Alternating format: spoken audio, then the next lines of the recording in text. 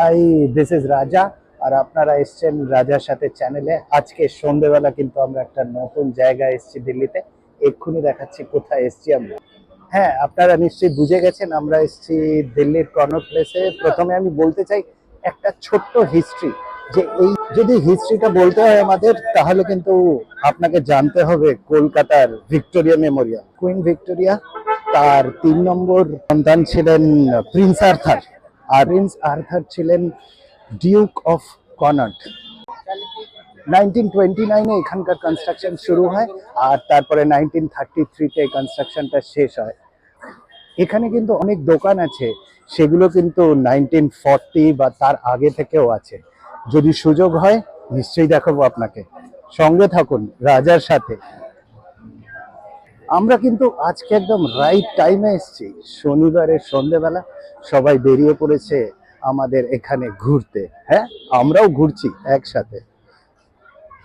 যদি আপনি পুরো জায়গাটাতে চক্কর মারেন, তাহলে কিন্তু ইনার সার্কেলে পুরো ঘুরতে ঘুরতে আবার সেই জায়গাতেই ফিরে আসবে। মানে পৃথিবীটা গোল, এটাই আমাদের বোঝা যায়। আর আমাদের ডান দিকে, মানে আমি যদি এখানে দাঁড়িয়ে পড়ে আমার পেছন দিকটা দেখাই, এই পেছনের দিকটা হচ্ছে সেন্ট্রাল পার্ক। সেন্ট্রাল পার্ক মানে হচ্ছে এটা একটা বসার জায়গা বা বসে গল্প করার জায়গা। আজকে অবশ্য অন্ধকারে সেরকম কিছু দেখার নেই, তাই জন্য আর আমি যাচ্ছি না।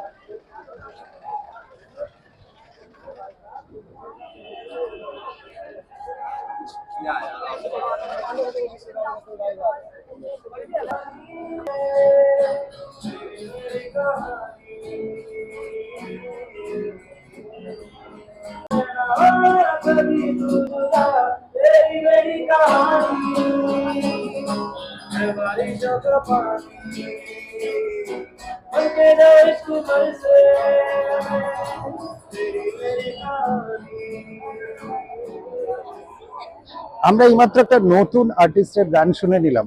এরকম আর্টিস্ট কিন্তু এখানে মাঝে মাঝে পাওয়া যায়। একটা কিরকম নিউ ইয়র্ক নিউ ইয়র্ক টাইপের ফিলিং হচ্ছে না? আপনারা যেমন কলকাতায় বসে এসপ্ল্যানেড বা ধর্মতলার মজা নেন, আমরা যারা দিল্লিতে বাঙালি আছি তারা কিন্তু সুযোগ পেলেই কনট প্লেসে ঘুরতে চলে আসি।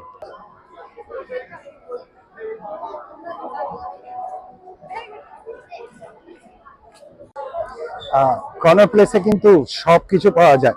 মানে বাঙালির কথায় যা বলে, বাঘের দুধও নাকি পাওয়া যায়। I am just joking. যেমন ধরুন আপনার শখ হলো একটা সুন্দর সোয়েটার কিনবো, রাস্তার সোয়েটার না, একটা ভালো ধরুন রেমন্ডের সোয়েটার কিনতে চান, চলে আসুন আমাদের এই কর্নার প্লেসে। এখানে কিন্তু সব অরিজিনাল দোকান। হ্যাঁ, আমার সামনেই রয়েছে লিভাই স্টোর, তারপরে Louis Philippe. Oh my god, not so bad. এই কর্নার প্লেসে কিন্তু অনেক বড় বড় সিনেমার শুটিং হয়েছিল। আর তার মধ্যেই একটা শুটিং আপনাকে দেখাবো, মানে একটা সিনেমার ছোট্ট ক্লিপিং। আর সেই ক্লিপিংটা দেখে যদি আপনি বলতে পারেন কোন সিনেমা থেকে, তাহলে তাহলে কি পাবেন বলুন? হ্যাঁ হ্যাঁ, আমি তো ওপেন আছি, এই সানডেতে চলে আসুন। একদম রগ রগে মুরগির না না না না, মুরগি বাঙালি খায় নাকি? পাঁঠার মাংস আলু দিয়ে ভাত, আহা, তার উপর কাগজি লেবু। আপনারা নিশ্চয়ই ভাবছেন ভাই দিল্লিতে বসে তুমি কাগজি লেবু কোথায় পাবে। সেটা কিন্তু নেক্সট এপিসোডে আমি দেখাবো কাগজি লেবু কোথায় পাওয়া যায়। তাহলে দেখে নি আমরা ক্লিপটা। How dare you call him a gada? तो और क्या बोलूं? पहले इंजीनियरिंग की, उसके बाद एमबीए किया, उसके बाद अमेरिका जाके बैंक में नौकरी कर रहा है। अगर बैंक में नौकरी करनी थी तो इंजीनियरिंग काय के लिए किया? সন্ধ্যেবেলা কিন্তু সবাই এখানে, everybody is high on spirits. Spirits মানে দুটো কারণ, একটা তো আপনি বুঝেই ফেলেছেন, আরেকটা আরে আরেকটা হচ্ছে মনের ব্যাপার, হাই অন স্পিরিটস, তাই তো।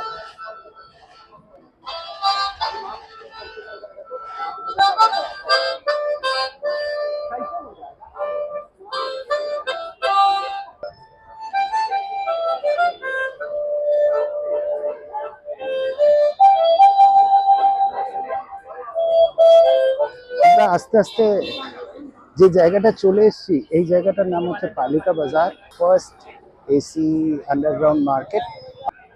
আর এখানে যে মেট্রো স্টেশনটা, তার নাম হচ্ছে রাজীব চক মেট্রো স্টেশন। এই মেট্রো স্টেশনটা অনেক বড় এবং 3টে লেয়ার আছে, এবং এর সামনেই হচ্ছে পালিকা বাজার। আর সব থেকে ভালো কিন্তু, যদি আপনি মেট্রো করে আসেন, এই এসকালেটর দিয়ে টুক করে উঠে পড়বেন, আহা, তারপরে তো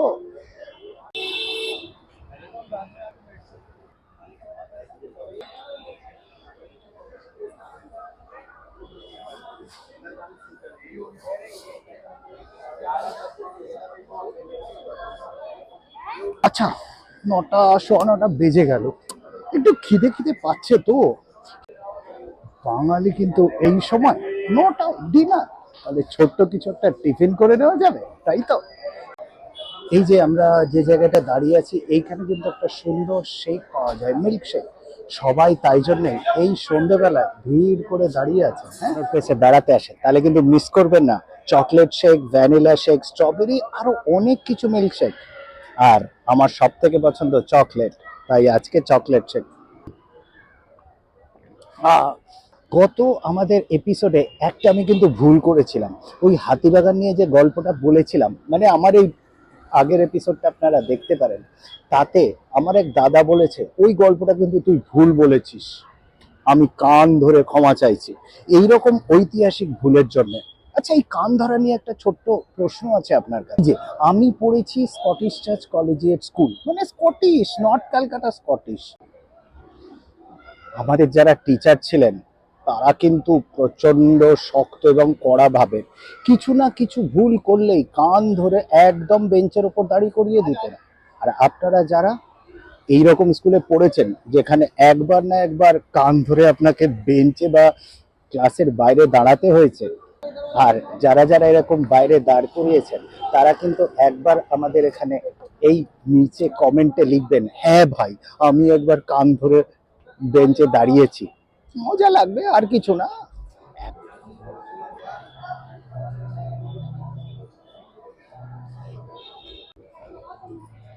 এই যে রেস্টুরেন্টটা আপনার সামনে রয়েছে, এই জেন, আমার কিন্তু ভেরি ফেভারিট। আপনি যদি একদম পার্ক স্ট্রিটের মতন চাইনিজ খেতে চান, তাহলে কিন্তু আপনাকে জেনে আসতেই হবে। ওকে, আমরা এসে গেছি প্লাজা। এইটা কিন্তু এখানকার সব থেকে পুরানো হল, আর এটাও প্রায় 70-80 বছর আগের। আর এই প্লাজার পাশ দিয়েই আর একটা কলকাতার মতন জায়গা, দোকান আপনাদের দেখাতে চাই, যেখানে আমরা একটু অপেক্ষা করে কিছু খেয়ে নেবো, আর আমাদের শেষ গল্পটা এখানেই করব। হ্যাঁ হ্যাঁ, আপনারা কি দূর থেকে দেখতে পাচ্ছেন? আচ্ছা, আর একটু কাছে নিয়ে যাই। হ্যাঁ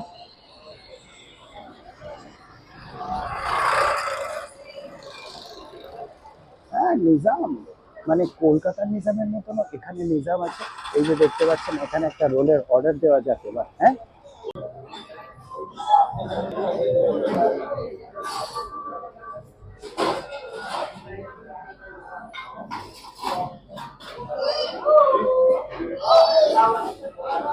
হ্যালো, তাহলে আজকে নিজামের রোল নিয়েই আজকের এপিসোড শেষ করলাম।